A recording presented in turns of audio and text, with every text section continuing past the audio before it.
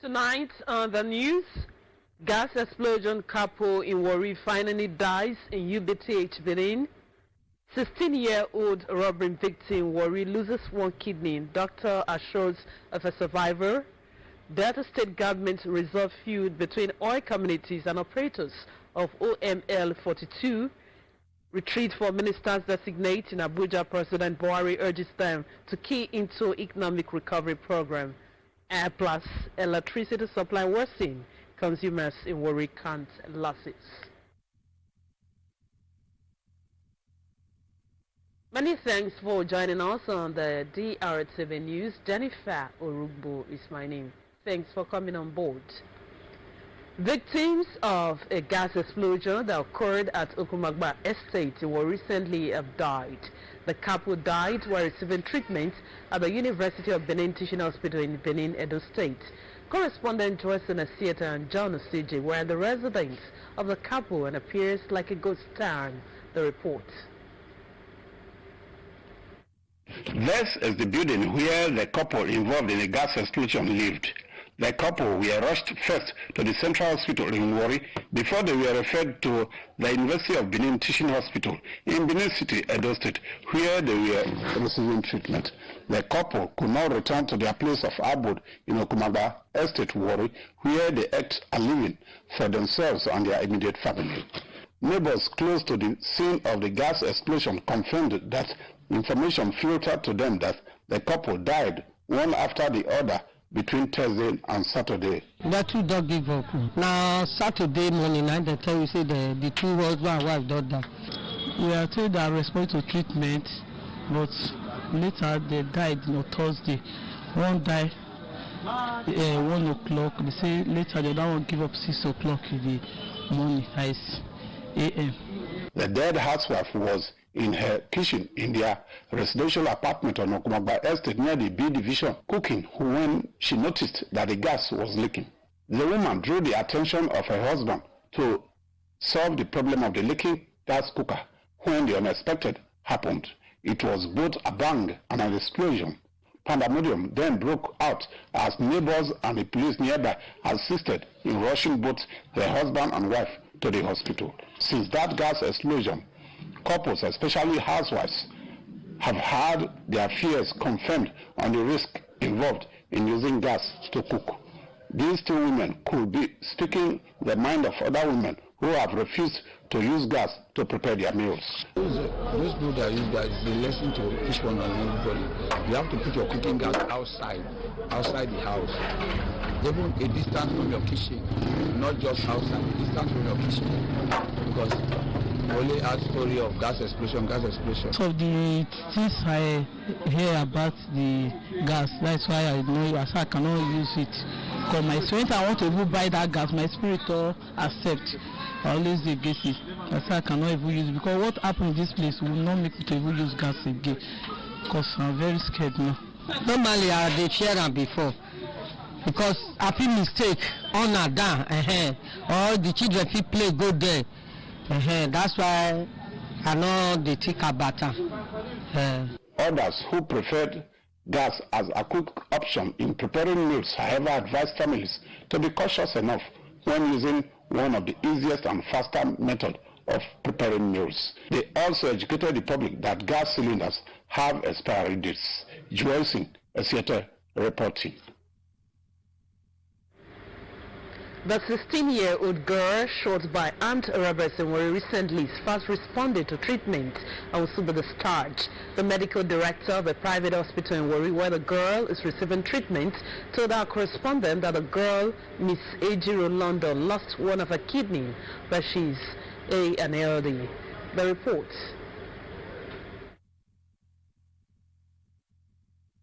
The 16-year-old girl is a victim of a robbery attack at Enebire Junction in Warri recently. She was shot by a gang of 4 armed robbers operating in a tricycle, popularly called keke. The armed robbers shot her below the abdomen and was rushed first to a general hospital before she was finally admitted at a private hospital in Warri. Narrating her ordeal, Miss Ejiro London said God saved her life after the armed robbers shot her and dispossessed her of some money and her handset. I was getting my car, so during the escorting, keke came, 4 guys with keke came, with gun, took my phone, everything, steered, next to my hair was gunshot. I fell down. So guy came from nowhere, carried me, took me to Bryant Clinic. So the doctor demanded for 200,000 as deposit. My mom couldn't afford that money, and our pastor came from Champion Bible Ministry, and I've transferred from there to this estate clinic. So glory be to God, the pastor the operation, remove the bullets, and now my life, I thank God. The robbery victim, who told our correspondent that she has fully recovered, thanks the pastor of her church and the police that responded quickly after she was shot by the armed robbers. She appealed to both the Delta State government and well-meaning individuals to come to her aid and offset the medical bills. And now the bill came out about 255,750, which means I will not be able to afford money. You're still looking for me.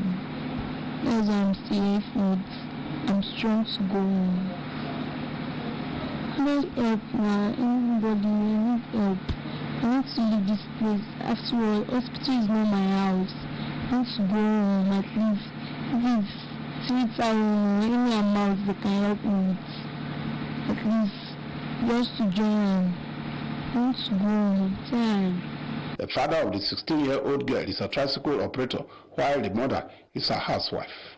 Speaking, the medical director in charge of the private hospital, Dr. Ezekiel Idiako, confirmed the robbery attack and said the operation on Ms. Ejiro London was successful. The girl was brought here about 8 days ago with history of a gunshot wound on the left flank. On examination, we find a gaping wound on the left side with point of entry, and at operation we find that the kidney and the left kidney and the spleen have been shattered.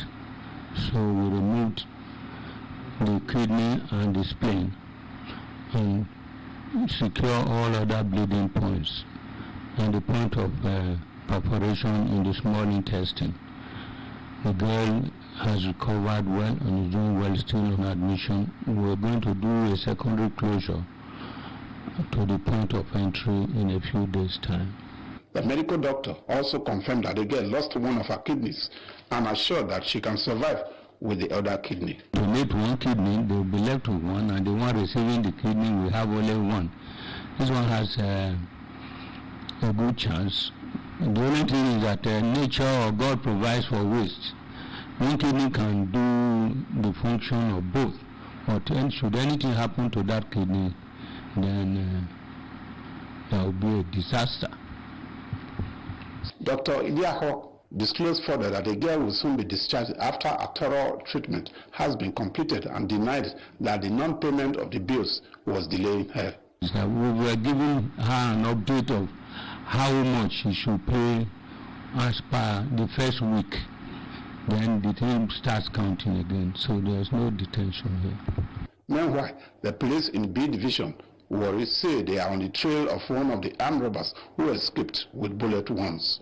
3 of the armed robbers operating on tricycle were shot dead by the police, and the tricycle recovered while one of the bandits escaped. It was gathered that the gang had been terrorizing Warri and its environs recently.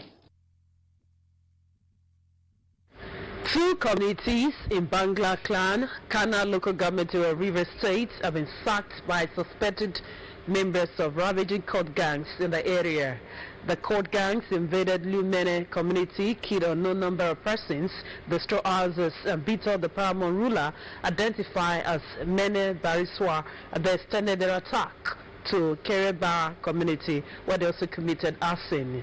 An indigene of Kereba, Lucky Dika, who confirmed the attack, said several inhabitants of the community and the neighboring Lumene community flee their homes for fear of reprisal attacks. It was gathered that 16 persons died during the court attacks. Meanwhile, the Rivers State Police Command has denied that the number of casualties recorded in the attack in communities of Kana local government area was high, and confirmed that only 3 persons died. Reacting to the report, spokesman of the command, Unandi Omoni, said the report that 16 persons lost their lives in the gang attack on the 2 communities is not true. While confirming the incident, Omoni stated that 3 persons were killed in the 2 attacks, but officers were able to capture 2 suspected cultists. The deployment and reinforcement of the police in Rivers State could not prevent the court gang from running riots and unleashing mayhem in the 2 communities of Rivers State.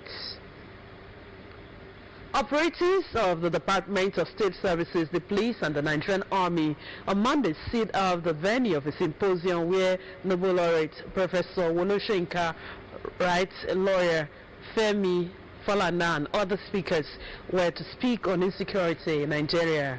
Police condo of the venue of the symposium at 46 Ibijoke Street, Oluyole Bus Stop, Oregu, Lagos. The program, tagged Democracy, State Repression and the State of Insecurity in Nigeria, was organized by Coalition for Revolution. The Coalition for Revolution is a group led by the same 2019 presidential candidate of the African Action Congress, Omoyole Sowore, and its allies recently vowed to resume protests demanding revolution in Nigeria. Mr. Olaseni Ajayo, co-convener of the group, disclosed that the date has been fixed for the continuation of the protest tag Revolution Now. Speaking, the core leader said security agents sealed up the venue of the symposium as the owner of the event center was denied access to his property. The group, however, maintains that they will remain focused and determined to show the whole world the true face of the present government. Aspirants of the People's Democratic Party (PDP) in the November 16, 2019 governorship election in Kogi and Bayelsa State are undergoing screening, and the exercise heard at 2 separate venues simultaneously. Aspirants from Bayelsa State are undergoing screening at the party's National Secretariat, Wadada Plaza, Wuse Zone 5, Abuja. Kogi State aspirants converge at the Legacy House, the party's presidential campaign office, Maitama, Abuja. Mr. Daros Ishaku is the chairman screening committee and governor of Taraba State, while Mr. Sheyi Makinde, who is the governor of Oyo State, is the chairman for Bayelsa screening committee. The aspirants, shortly after the screening, expressed satisfaction with the process. Former Kogi State Governor Idris Wada was the first aspirant of the PDP to be screened, said the exercise was satisfactory. Senator Dino Milayo, representing Kogi West, and also an aspirant, said the committee did a professional work. The Independent National Electoral Commission, INEC, has already released the guidelines ahead of the November 16, 2019 election in Bayelsa and Kogi states. A retreat has been urged for ministers designate in Buhari's cabinet, with the president urging them to develop and align themselves with his policies and programs that will lift Nigerians out of poverty. Buhari said the ministers designate must work in line with his administration plans to lift 100 million Nigerians out of poverty in the next 10 years. He gave the charge at the presidential retreat for ministers designate, presidential aides and top government functionaries at the presidential villa, Abuja. President Buhari told the ministers that he is counting on them, together with advisors and Nigerians, to be able to contribute to build a roadmap of policies, programs and projects that will lift the bulk of Nigerians out of poverty and set them on the road to prosperity. He said his administration 8 years will have laid the ground for lifting 100 million Nigerians out of poverty in 10 years. Buhari also stated that the prospective ministers will be responsible for the development and implementation of programs, policies and projects of the various ministries, departments and agencies in line with government priorities. He also said the ministers must ensure that agencies under the ministries are effective, efficient and accountable in the discharge of their responsibilities. He said it is great privilege for the ministers designate to be called upon to serve in the great office of state, and that they must grab the chance with both hands and put in their best effort. And Nigerians today need top managers to handle long hours and must be prepared to leave laborers in order to serve the people optimally. He told the honorable ministers designate that his administration in its first term identified 3 silent areas for close attention and action, namely to secure the country, to improve the economy and to fight corruption. Following the unimpressive tax collection by the Federal Inland Revenue Service for the federal government, President Muhammadu Buhari has queried the chairman of the agency, Mr. Babatunde Fola, in a query later titled Re-Budgeted FRIS collection and actual collections. The presidency warned the chairman of the Federal Inland Revenue Service to explain the insufficient tax collected between 2015 and 2018. The query issued by the Chief of Staff to President Buhari Abakari observed significant variances between the budgeted collections and actual collections for the period 2015 to 2018. The presidency had accordingly invited the chairman of the FIRS to submit a comprehensive variance analysis explaining the reasons for the variances between budgeted and actual collection for each main tax item for each of the year 2015 to 2018. It observed that the actual collection for the period 2015 to 2017 was significantly lower or worse than what was collected between 2012 and 2014. The chairman of the Federal Inland Revenue Service had been accordingly invited by the presidency to submit a comprehensive variance analysis explaining the reasons for the variances between budgeted and actual collection for each main tax items of the year 2015 to 2018. It further observed the query that the actual collection for the period 2015 to 2017 was significantly lower.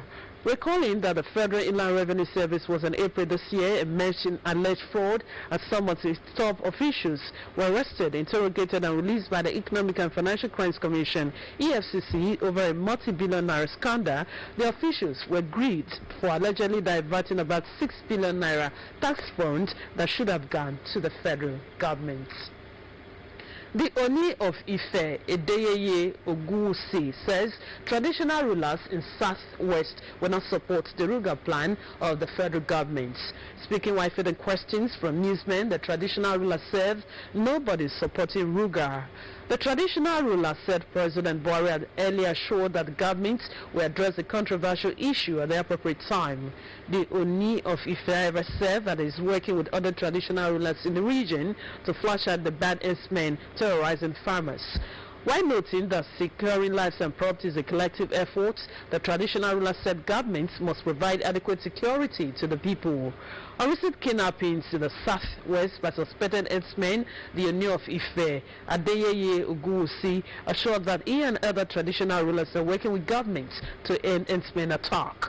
The traditional ruler ever said that there could be some bad eggs amongst the Fulani herdsmen and assured that such will be flushed out from the region. The 12 host communities to the OML 42 operated by the MPDC NECOD Nest Oil joint partners on Monday agreed to open the flow station for normal operations. The decision by the host communities followed the truce brokered by the Delta State government between the communities and the joint partners of OML 42.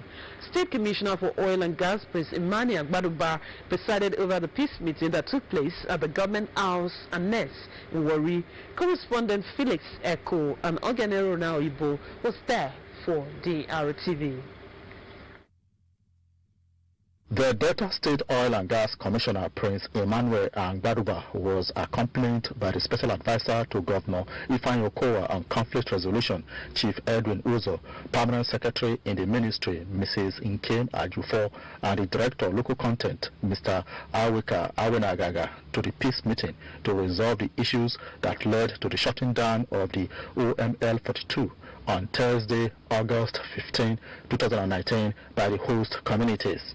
The affected 12 host communities were represented by their chairmen, secretaries, and public relations officers, while the OML 42 joint partners, MPDC and NECODE, had their representatives. Briefing newsmen after the meeting held behind closed doors, Prince Gbaduba disclosed that the host communities and the joint partners have agreed to the terms reached. The agreement reached, according to the Commissioner, will see the host communities reopening the OML 42 for operation within the shortest possible time. Prince Gbaduba expressed happiness with the speedy resolution of the disagreement and commended Governor Ifeanyi Okowa for providing the platform for the realization of the peace deal. We have spoken and we are happy and we have resolved the flow stations within the shortest possible time, and Delta can be happy with them. All thanks to our Governor, Senator Ifeanyi Okowa, for allowing a living environment for organizations to discuss when there is some displeasure, either from the contractors or from the communities. And we've done that. The credit also goes back to the government for creating this commission at this point. Some of the leaders of the host communities confirmed the agreement, saying they are ready to keep their own side of the bargain, provided the OML 42 joint partners do not renege on their side. Well, for our side, we are talking about do. Once we say this is what we will do, we will do it. The fear we have, if the company disappoints, it's left for them. But we are sure that since the government is present, we will not disappoint. So by tomorrow, we will be able to open all the sites. The MPDC holds 55% in the OML 42 joint venture, while NECODE has 45%. Felix Echo reporting. Meanwhile, representatives of host communities of OML 42 in Warri South and Warri Southwest local government areas of the state have appealed to the federal and state governments as well as relevant authorities to prevail on the Nigerian Petroleum Development Company (MPDC) NECODE Nest Oil joint ventures to address the developmental needs of its people. The chairman of Okerekoko community, Mr. Kingsley Oturubo, who read the press release on behalf of the 12 host communities on Monday in Efru, alleged that they have been marginalized by the company in spite of them being oil-producing communities. The report.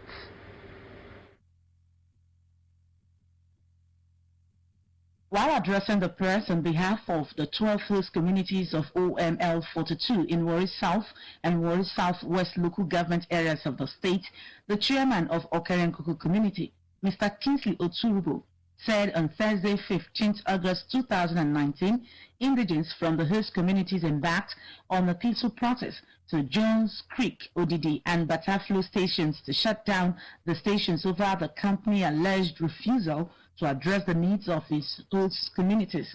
Mr. Oturubo added that Ever since the shutting down of the fuel stations, the women are still in the premises to ensure that the demands are met by the company. Mr. Otorubu told members of the Fourth Estate of the REM that the press briefing was due to an allegation that the company was intimidating the peaceful protesting women with security agents rather than to dialogue. It disclosed that before embarking on the peaceful protest last week, Thursday, the host communities wrote to the presidency, the National Assembly, the Delta State government, and even the company, but there was no response. No woman capital development to host communities, e.g. scholarship, skill acquisition, other corporate social responsibilities ignored by these companies. Other persons who spoke, including Chief Jenny Aribuga, Comrade Isaac Akasa, and Comrade Jackson Timia, said they would not tolerate any intimidation from the company. They implored government and all relevant authorities to wade into the issues so it would not get out of hand. Chief Aribuga, Comrade Akasa, and Comrade Timia pointed out that the demands of the host communities include non-payment of salary arrears to indigenous staff and contractors, lack of human capital development, non-adherence to the freedom to operate, refusal to build health care centers and school buildings, amongst others. Any rumor that they want to use the military to evacuate the women, if they refuse, they will brutalize them, do things that are not expected. Where this is not a slave era, in fact that is a modern life. The way forward, we are still appealing to the state government, federal government, because let them give us room to talk. Thank you, sir. We don't even have job in those flow stations. All the community contract related jobs has been taken over, and that has been the reason why the stations has been shut down. The host communities further called for the signing of a global memorandum of understanding GMOU between government, the host communities and the company, stressing that it will help to address the issues raised and bring lasting peace to all involved.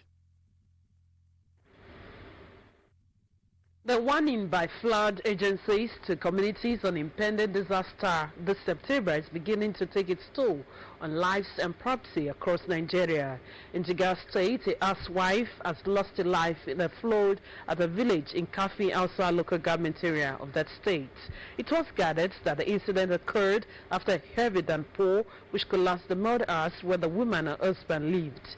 The husband, also sustained injuries in the ravaging floods, was however lucky as the police and other officials rescued him and rushed him to the hospital. The Jigawa State Police Command confirmed the incident and advised people in flood-prone communities to be safety conscious while the rains lasted. Severe flood has also cut off 2 Adamawa local government areas from the rest of the state. The 2 Adamawa local government areas, Madagali and Mishika areas, the northern tip of Adamawa State, washed off a makeshift passage around the bridge. The bridge, which has earlier been burned by Boko Haram insurgents, has been completely submerged by floods following the heavy downpour which lasted 2 days. Governor Amadu Fintiri, who is from one of the villages, recently visited the bridge site and appealed to the federal government to hasten its construction. The contract for the construction of the bridge was awarded by the Buhari-led administration 3 years ago. Electricity consumers say power outages have crippled their businesses.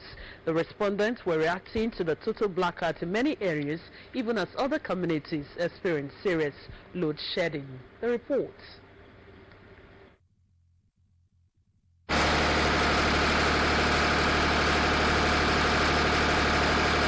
This noise coming from the generating plant is not strange to the ears of electricity consumers, especially in Warri.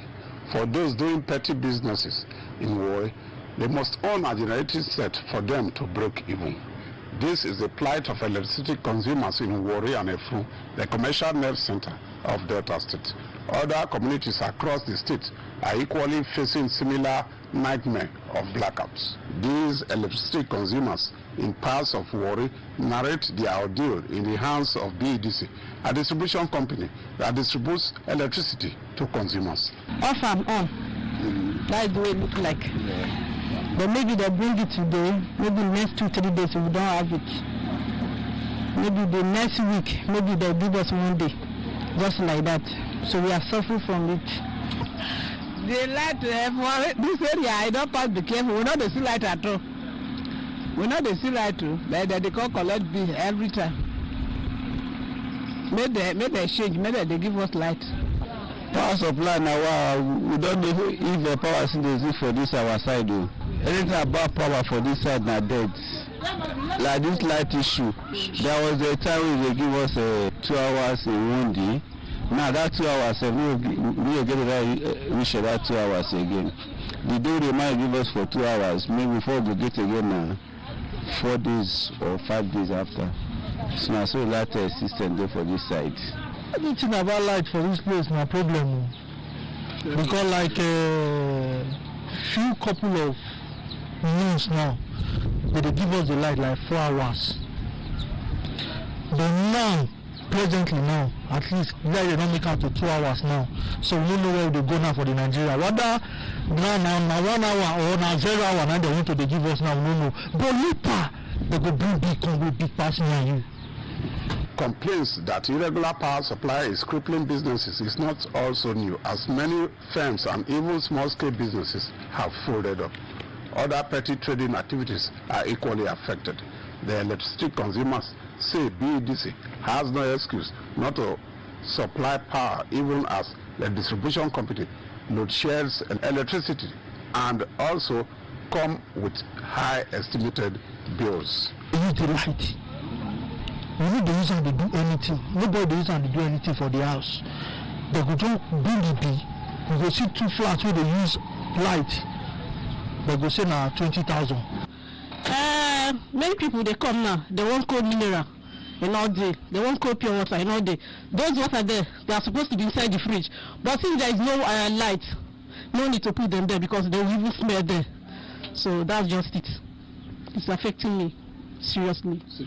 Yeah. Madam, what they say for you now, light no dey store. How the business want to move? No cold water. Like now, me and this man for the drink like a good day for you. Cold water. They will not drink am because of say light no dey. Do my business no fall with that? You fall now. I mean a block you want make go. How much block you go buy? You know if you buy block. Where you want forget am because of light issue. Power cannot do anything in this country because people are surviving through power. As we want to make things go down because of power outrage in this country. And you go come out, you go call a DV, you not go see light sleep. He they worry you, you not go see light. You go dey suffocate. That way you go take get cold water, you not go see light. The water you not go cool. So before light, if you there, the fridge. The pure water go they get block, but now there's nothing like that. Hello. I cannot make clothes without ironing. So we pray, may God touch them, may they give us light. So we don't want to become a light tailor. Please and please, we should be supplying us light so that we can be able to meet up to our customers. Consumers of power will continue to be in the dark as they provide transformers, aluminum conductors, electricity poles and other equipment to faceless BEDC officials. The Delta State Commissioner for Basic and Secondary Education, Chief Patrick Uka, has assured proprietors of private schools in the state that the ministry will continue to provide a level playing ground for teaching and learning to strive in their schools. The Commissioner gave the assurance when he played host to the executive of the National Association of Private Schools Proprietors Delta State Wing in his office in Asaba. Chief Uka said his ministry will continue to partner with the association because as private school owners, they play a major role in the development of the education sector in the state, which has assisted to reduce the number of out-of-school children. He admonished them to ensure that they follow the established guidelines as set out by the ministry in the registration of their schools in the state.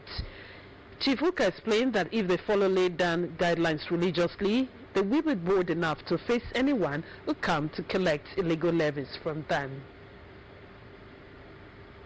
The Commissioner said the ministry has zero tolerance for illegal fees collection in any form and cautioned that anyone found wanting will be disciplined, even as he advised private school owners to report such cases to his office with proofs. He also enjoined the state wing of the association to keen to the policy of bringing back extracurricular activities in their respective schools, as this could assist the students to be positively engaged and reduce social vices in their schools. Correspondent Nkeweke reports that the chairman of the state wing of the association, Dike Monday Fogere, said they are in the office of the commissioner to share ideas on ways they can contribute to the quota in developing the education sector of the state.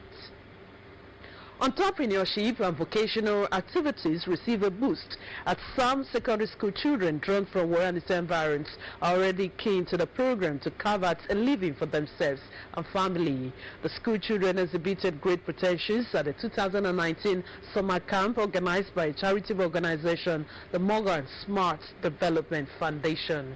The report is presented from our studio. To a holiday lesson are usually organized to engage secondary school students during the holiday periods. It is also an opportunity to mold students academically and otherwise, thereby encouraging them to learn different skills to suit the current economic situations in the country. A humanitarian organization known as Morgan Smart Development Foundation, MSDF, headed by Dr. Omawumi Ashege Urodo, revealed that the foundation for the past 8 years has sponsored education of indigent students, stressing that by the year 2020, it may be forced to suspend the scholarship program due to paucity of funds. Dr. Ashegbe Urodo, who enjoined the beneficiaries to make good use of the opportunity, called on the state government and other corporate organizations to set up various summer camps in order to engage secondary school students as they look forward to tertiary institutions. And this has really turned out well, because 8 years gone now, we have students who have graduated, we have students in universities who are reading courses like in medicine, architecture, engineering. Different facilitators took turns to educate the secondary school children on different areas of life. Some of the parents and past beneficiaries of summer camp recounted how the foundation assisted them to cater for their children's educational needs. The time my son was here, it was everything great and positive. We appreciate. We just started benefiting and we are benefited by it. There's a lot of people that have benefited for so long. The 2019 summer camp with the theme education, targeting the release of innovative minds, would run from Monday 19th to Friday 23rd August 2019 and featured a question and answer session.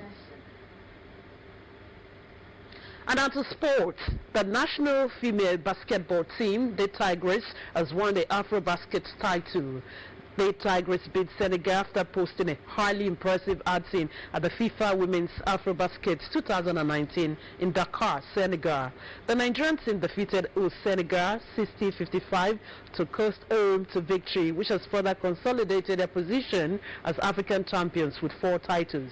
Meanwhile, President Muhammadu Buhari has felicitated with the national female basketball team for their superlative outing in Senegal.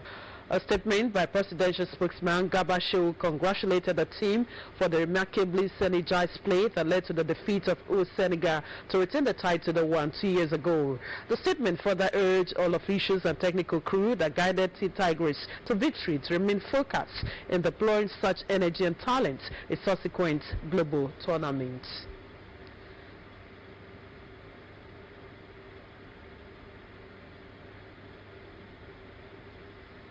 Now to weather reports. This is a look of how the weather will look like in Warri and its environs from Tuesday 20th August to Thursday 22nd August 2019.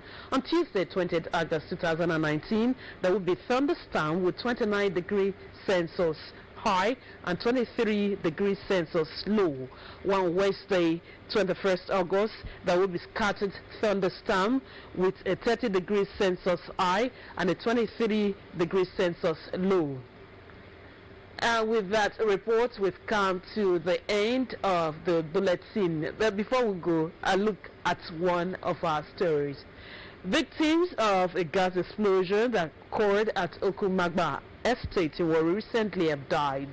The couple died while receiving treatment at the University of Benin Teaching Hospital in Benin, Edo State. May their soul rest in peace. That does it on the news. Thanks for being there. Stay tuned for more programs on TV. Bye-bye.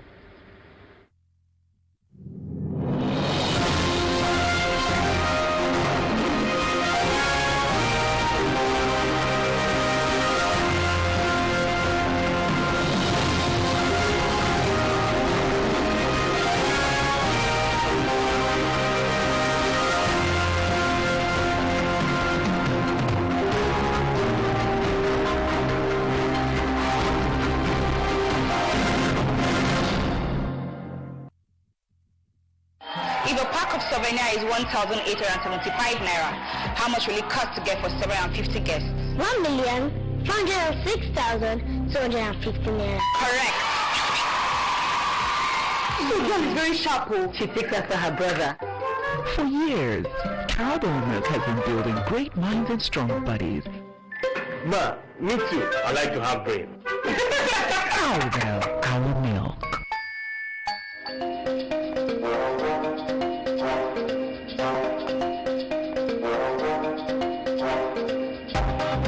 Keep your white fabrics glowing whiter. Your